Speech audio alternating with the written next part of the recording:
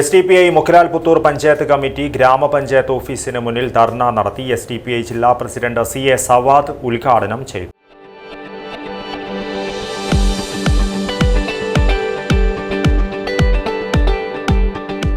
കരുതലിന്റെ കാവൽ ഇനി ഇവിടെ. Wintouch multi speciality hospital, Kasaragod.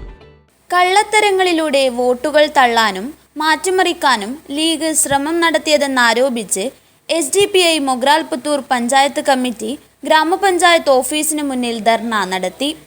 SDPI ജില്ലാ പ്രസിഡന്റ് CA സവാദ് ധർണ ഉദ്ഘാടനം ചെയ്തു. ത്രിതല പഞ്ചായത്ത് തിരഞ്ഞെടുപ്പ് പടിവാതിക്കലെത്തിയ സമയത്ത് മുഖ്രാൽ പുത്തൂരിൽ ലീഗ് നടത്തിയ വോട്ട് മാറ്റിമറിക്കൽ പ്രതിഷേധാർഹമാണെന്ന് CA സവാദ് പറഞ്ഞു.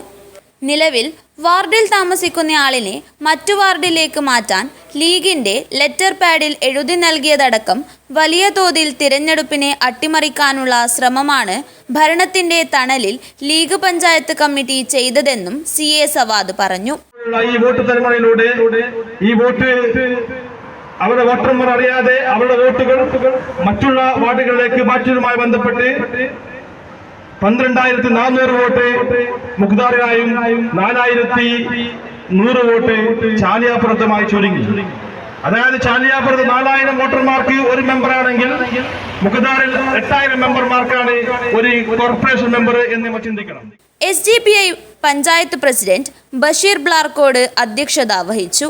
സെക്രട്ടറി ഖലീൽ കല്ലങ്കൈ സ്വാഗതവും സമീർ ആസാദ് നഗർ നന്ദിയും പറഞ്ഞു.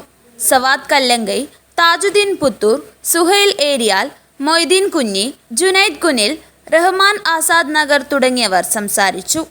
News bureau, Kasaragod.